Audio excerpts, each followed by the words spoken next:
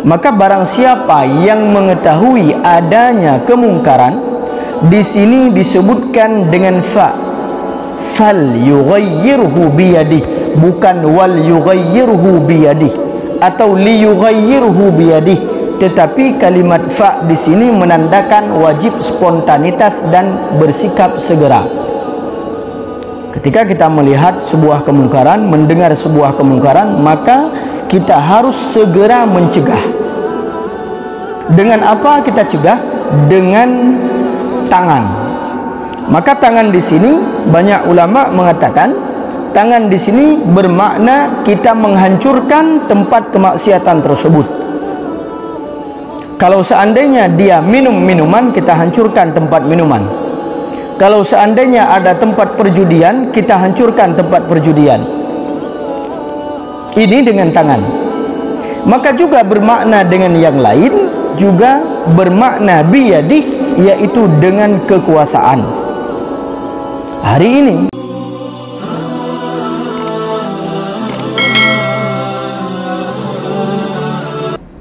Billahi minasyaitonirrajim. Bismillahirrahmanirrahim. Assalamualaikum warahmatullahi wabarakatuh. Alhamdulillahi rabbil alamin, wal 'aqibatu lil muttaqin, wa la 'udwana illa 'alal zalimin. Rabbi shrah li sadri wa yassir li amri wahlul 'uqdatam min lisani yafqahu qawli, amma ba'd. Subhanaka la ilma lana illa ma 'allamtana innaka antal alimul hakim. Alhamdulillah, pada subuh yang mulia ini kita dapat melanjutkan kajian hadis Arba'in, hadis yang ke-34. Al-hadithur rabi'u wath-thalathun an Abi Sa'id al-Khudri radhiyallahu anhu qala sami'tu Rasulullah sallallahu alaihi wasallam yaqul man ra'a minkum munkara falyughayyirhu biyadihi fa illam yastati' fa bilisanihi fa illam yastati' fa biqalbihi wa dhalika adhaful iman. Rawahu Muslim. Hadis yang diriwayatkan oleh Abi Sa'id Al-Khudri radhiyallahu an. Ya, profil Abu Sa'id sudah pernah kita jelaskan sebelumnya. Beliau mengatakan, saya telah mendengar daripada Rasulullah sallallahu alaihi wasallam. Berarti kalau kalimat sami'tu ini beliau langsung yang mendengar daripada Rasulullah sallallahu alaihi wasallam, tidak melalui perantara sahabat yang lain. Yaqulu, Rasulullah sallallahu alaihi wasallam bersabda, man ra'a minkum munkara, barang siapa di antara kalian melihat kemungkaran. Maka makna ra'a di sini juga bermakna alima, karena tidak semua diperintahkan untuk mencegah sesudah melihat, tetapi di sini makna ra'a juga bermakna alima. Ya, barang siapa yang mengetahui, yang mendengar dan yang melihat kemungkaran, falyughayyirhu biyadihi, maka hendaknya dia mengubah kemungkaran tersebut atau mencegah kemungkaran tersebut atau menghentikan kemungkaran tersebut biyadih, dengan tangannya. Fa illam yastati', seandainya dia tidak mampu, fa bilisani, maka dengan lisannya. Fa illam yastati', seandainya juga tidak mampu, fa biqalbih, maka dengan hatinya dia mencegah. Wa dzalika adhaful iman, bahwasanya mencegah dengan hati karena tidak mampu dengan lisan dan dengan tangan itu merupakan tindakan yang terakhir yang merupakan tingkat iman yang paling lemah. Hadirin yang dimuliakan oleh Allah, guru-guru kami, dari hadis ini kita dapat memahami yang pertama di sini Rasulullah sallallahu alaihi wasallam bersabda, man ra'a, makna ra'a sebagaimana kita sampaikan juga alima, sebagaimana ayat Al-Quran ketika Allah berfirman, ara'aita alladhi yukadzibu biddin, wahai Muhammad, tidakkah engkau melihat? Ra'a juga disebutkan ara'aita, maka makna ra'a di sini juga a'alimta, wahai Muhammad, tidakkah engkau mengenal?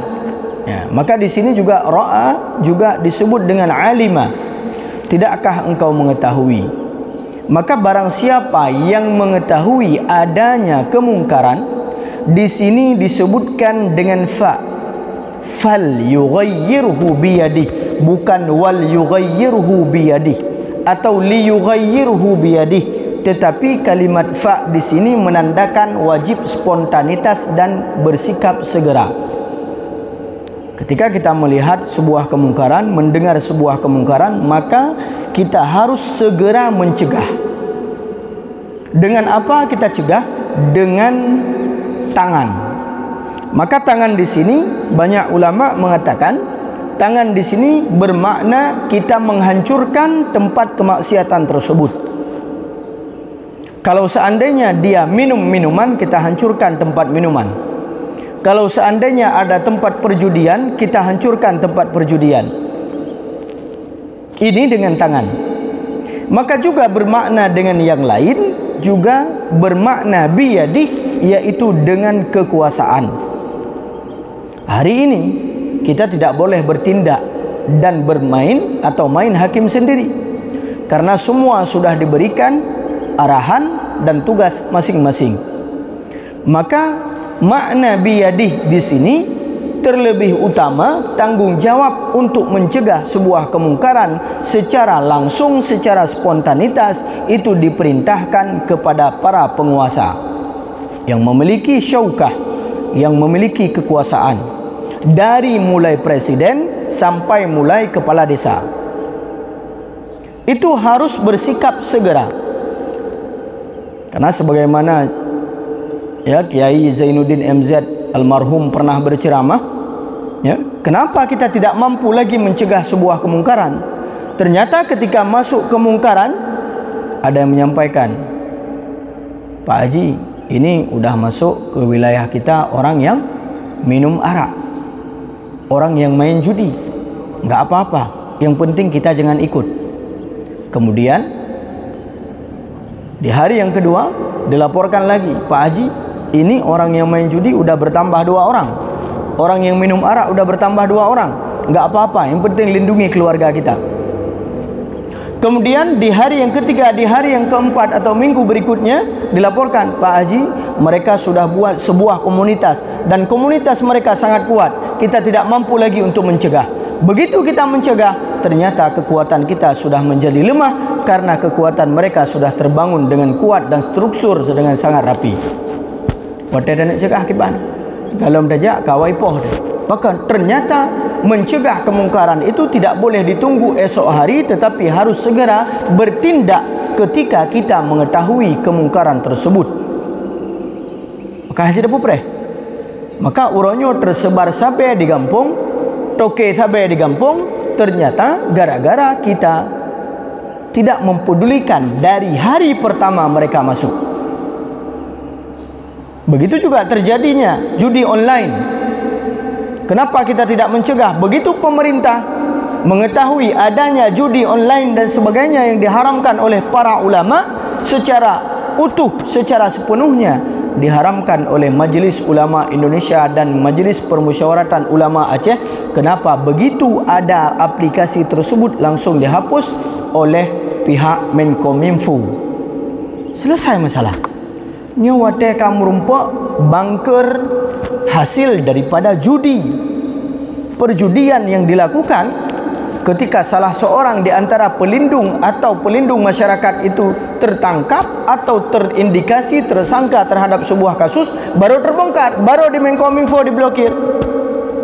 Ternyata kekuatan ini sudah sangat kuat, sudah sangat terstruktur, sehingga hampir saja kekuatan pemerintah tidak sanggup untuk menghancurkan sebuah kemungkaran tersebut. Akan tetapi alhamdulillah, ya, munyo di dalam perdukunan, ya, ada siapa namanya, pesulap merah yang membongkar trik-trik tipu daya perdukunan-perdukunan yang ada di Indonesia. Mungkin kita juga perlu, ya, dukun hijau yang membongkar seluruh trik-trik penyelewengan tentang hukum yang dilaksanakan di meja hijau. Banyak orang-orang yang terkadang dijatuhkan hukuman padahal dia bukan tersangka, dia bukan orang yang melakukan, tetapi dia adalah korban. Akan tetapi ini belum ada. Kita harapkan ada pesulap hijau yang membongkar tentang ketidakadilan selama ini di peradilan. Mudah-mudahan ada juga pesulap coklat. Alhamdulillah sudah ada pesulap coklat, sehingga terbongkarlah apa yang dilakukan, yang hari ini kita dengar semuanya berita yang sedang heboh. Ada juga pesulap-pesulap yang lain yang membongkar bagaimana kemungkaran di negeri ini sudah terstruktur sangat kuat, sehingga hampir saja kita dikalahkan oleh sebuah kebatilan yang terorganisir, karena kekuatan yang hak ini sangat lemah karena masih sendiri-sendiri dan tidak kuat untuk bersatu menentang sebuah kebatilan dan kemungkaran. Maka setiap kita melihat kemungkaran, yang pertama dilakukan, kembalikan dan laporkan kepada pemerintah. Maka di sini dikatakan bagaimana masyarakat ketika melihat kemungkaran, apakah mereka bisa langsung beraksi untuk menentang kemungkaran tersebut? Kalau dia mampu, silahkan. Kalau dia mampu dengan kekuatan yang ada di kalangan masyarakat, di tengah-tengah masyarakat, perangkat gampong ialah yang telefon, kunci Tuha Pet, Tuha Lapan, Ketua Pemuda, untuk mencegah kemungkaran yang ada di kampung. Masing-masing kita melindungi kampung kita sendiri, ditambah ada Babinsa, ditambah ada Koramil di kecamatan, ya, ditambah adanya Pak Kapolsek di kecamatan. Maka kekuatan ini ada pada mereka yang diberikan kekuasaan oleh Allah Subhanahu wa taala. Maka ibadah seorang panglima itu bukan hanya dia duduk beriktikaf di rumah Allah, bukan hanya dia membaca Al-Quran. Ibadah seorang Pak Koramil atau Pak Danramil, ibadah seorang Pak Kapolsek, ibadah seorang Kapolres, ibadah seorang Dandim, ibadah seorang Danrem, itu bukan hanya duduk beriktikaf membaca Al-Quran, akan tetapi melihat kemungkaran-kemungkaran yang sedang terjadi di daerah kekuasaan mereka untuk segera dicegah agar kekuatan ini, kekuatan kebatilan ini tidak akan lebih kuat sehingga menghancurkan kekuatan-kekuatan kebenaran atau orang-orang yang masih mempertahankan kebenaran di tengah-tengah masyarakat. Maka ini tugas dan tanggung jawab. Dan tugas tanggung jawab terlebih utama adalah kemungkaran yang sudah dipertontonkan. Jadi kemaksiatan uronyo, kemaksiatan yang sudah dipertontonkan, itu tanggung jawab kita. Kita tidak diperintahkan sebagai umat Islam tato le kita nyo limang dro apa nyo netamang lam rumah je, ira nelum lam sago je, ira nelum bak hotel je. Kita tidak diperintahkan hal ini. Yang diperintahkan mencegah kemungkaran yang sudah dipertontonkan secara publik. Ini tanggung jawab kita. Ini tanggung jawab utama untuk kita cegah. Acih dekalan orangnya bak kedai kopi. Na'udzubillah, summa na'udzubillah. Hari ini perempuan-perempuan, anak-anak gadis sudah duduk di kedai kopi, di kafe-kafe sambil mereka merokok, kemudian mereka main kartu. Nyan hantom pernah tak dengar bak urung syik gedanyo yang lahir yup tahun 60. Tetapi hari ini terjadi di Nanggro, Aceh Darussalam, dan terjadi di kota Luk Semawe. Seandainya sudah dicegah, alhamdulillah. Akan tetapi ini masih terjadi. Baru tadi malam saya lewat, saya melihat masih ada yang bermain kartu. Walaupun nggak pakai uang, coknya yang cilet tu urang agam cilet bak muka tu, bak muka urina. Ini terjadi Bapak Ibu. Ini kemungkaran yang dipertontonkan. Kemungkaran juga dipertontonkan. Laki-laki, perempuan naik di atas motor, kita tahu itu bukan mahramnya dan juga bukan suaminya. Tingkat anak SMP, tingkat anak SMA, mereka melakukan kemaksiatan di jalan raya. Tidak ada satupun polantas yang mencegah orang yang melakukan ini. Acimnya hanai so helm, hanai pakai masker. Seolah-olah kesehatan itu diberikan oleh manusia, padahal kesehatan itu diberikan oleh Allah. Allah mengangkat virus ini ketika kita taat kepadanya. Namun ketika kita bermaksiat kepada Allah, coba lihat di tengah-tengah lapangan, di tengah-tengah jalan raya, anu agam ngenani inang di atu Honda wate tadet wate tatam putrai kun keurusan ron nyokan jalan ron. Kita tidak punya kekuatan menyetatren tacok nuga bub terpeduk bataku mati nan danyo anda mau menjara. Akan tetapi di mana pemerintah? Tidak adakah razia di jalan? Tidak adakah razia antara orang laki-laki dan perempuan di atas motor berdua-duaan berpeluk-pelukan? Kenapa tidak ada razia? Apakah razia hanya untuk keselamatan diri saja? Tidak ada razia untuk keselamatan iman? Tidak ada razia untuk keselamatan akidah? Tidak ada razia untuk keselamatan syariah? Tidak ada razia untuk keselamatan kita semua? Ketika kemaksiatan sudah dipertontonkan di publik, tidak ada yang mencegah. Ingat, azab Allah itu akan menimpa baik yang melakukan maksiat ataupun yang tidak melakukan kemaksiatan. Hadis Rasulullah sallallahu alaihi wasallam. Ketika kemaksiatan itu sudah dipertontonkan, kemudian tidak ada yang mencegah kemaksiatan tersebut, ingatlah bagaimana Allah menghancurkan kita semua. Rasulullah bersabda, "Ma min qaumin ya'malu fihim bil ma'asi." Tidaklah suatu kaum yang melaksanakan sebuah kemaksiatan, thumma yaqdiruna ala ay yughayyiru, kemudian mereka mampu untuk mencegahnya, fala yughayyiru, lalu mereka tidak mencegahnya, illa yushaku ay ya'ummahumullahu bi'iqabi, kecuali ditakutkan kepada mereka akan ditimpakan azab Allah secara keseluruhan kepada mereka semua secara umum, tidak hanya kepada pelaku maksiat. Maka jiwa tak tham tak pegah nya baik kau pelakunya. Oh, kau urusan ron, memang kau urusan long, tetapi ketika teruk azab Allah, kah mati kamu mati. Nyampai ada pegah. Ketika teruk penyakit, kah mati, mak ke mati, yah ke mati, kamu mati. Baik ke fikir kah mentang yah ke sagai mati. Maka ini yang patut kita sampaikan. Maka kita harapkan kepada pemerintah yang memiliki syaukah.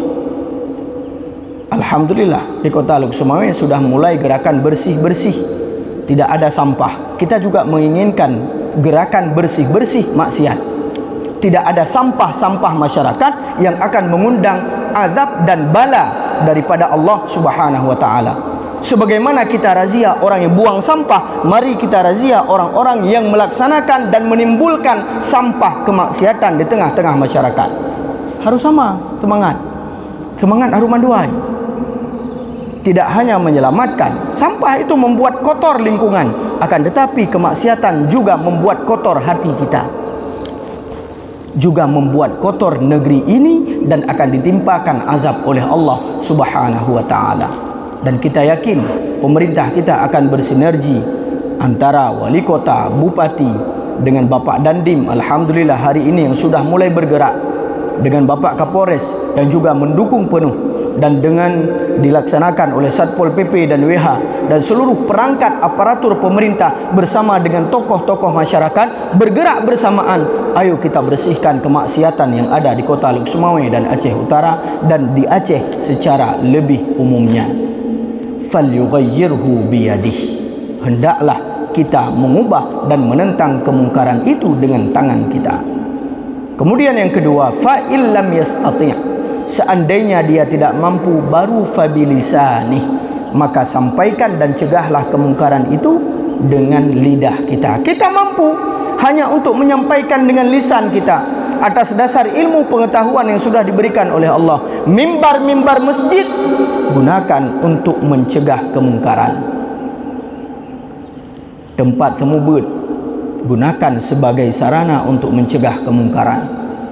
Di tengah-tengah masyarakat kita melihat bagaimana orang yang melaksanakan kemungkaran di kedai kopi. Tajak nyo sering longgalan.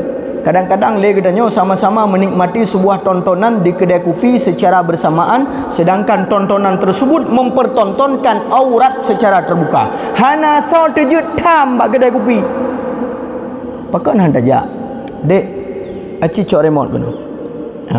Aci gato siaran lain ni lebek siaran binatang yang hana itu bajanya.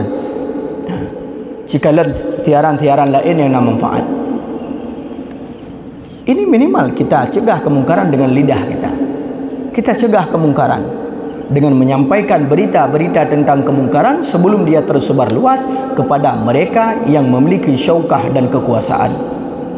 Seandainya pun kita tidak mampu mencegah dengan tangan, dengan kekuasaan karena kita bukan penguasa, kita juga tidak mampu mencegah dengan lisan karena kita tidak berani menyampaikan dengan lisan, maka fabiqalbih, fa illam yastati fabiqalbih, maka kita mencegah dan menentang kemungkaran itu dengan hati kita. Bagaimana dengan hati? Kita membenci kemungkaran, tidak membenci yang melakukan kemungkaran. Nyampe salah benci. Ramai di kita nyo tak benci urung pubut kemungkaran, tidak membenci kemungkaran yang dia lakukan. Sehingga hana tak selamat urung yang pubut kemungkaran.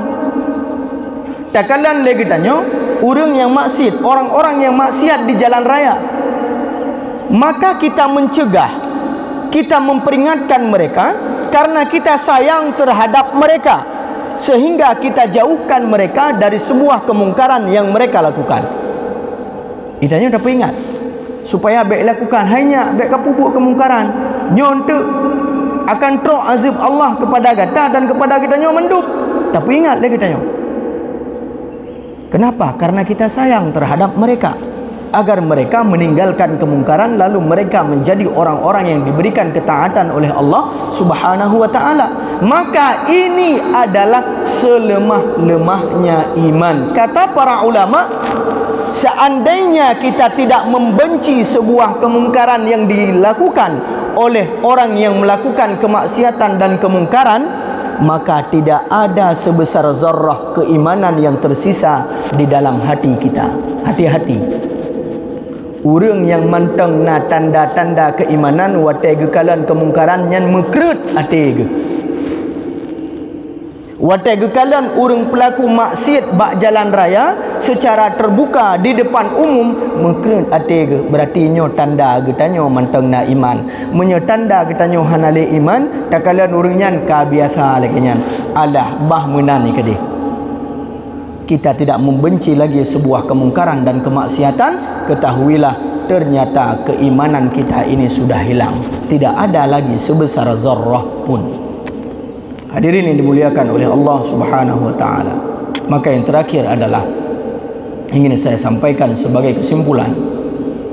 Orang-orang Bani Israel dilaknat oleh Allah sesuai dengan firman-Nya, lu'inal ladzina kafaru min bani Israel ala lisani Daud wa Isa bin Maryam dzalika bima asaw wa kanu ya'tadun. Dilaknat orang-orang Bani Israel lewat nabi mereka yang sudah menasihati mereka dengan lisan para nabi, baik itu Nabi Daud dan Isa ibni Maryam.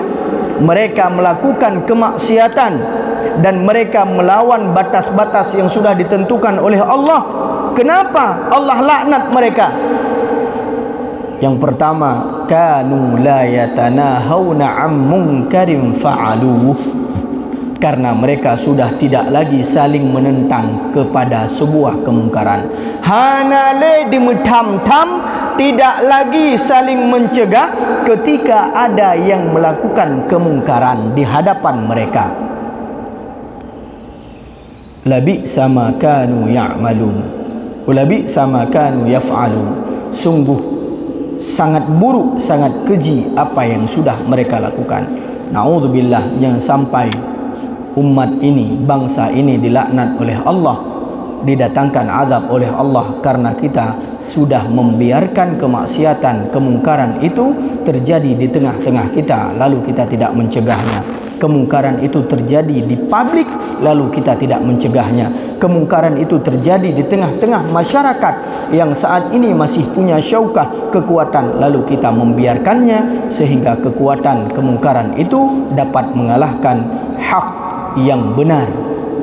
Maka hadirin yang dimuliakan oleh Allah, mari kita lindungi keluarga kita sendiri terlebih dahulu, kemudian kita bergerak melindungi masyarakat kita, kemudian kita bergerak untuk melindungi seluruh bangsa ini daripada kemaksiatan agar dijauhkan oleh Allah setiap kemungkaran-kemungkaran yang dapat berpotensi mendatangkan azab Allah Subhanahu wa taala. Amin, amin ya rabbal alamin. Mudah-mudahan bermanfaat. Subhanakallahumma wa bihamdik, asyhadu an la ilaha illa anta, astaghfiruka wa atubu ilaika. Aqulu qawli hadha wa astaghfirullahal azim li wa lakum. Assalamu alaikum warahmatullahi wabarakatuh.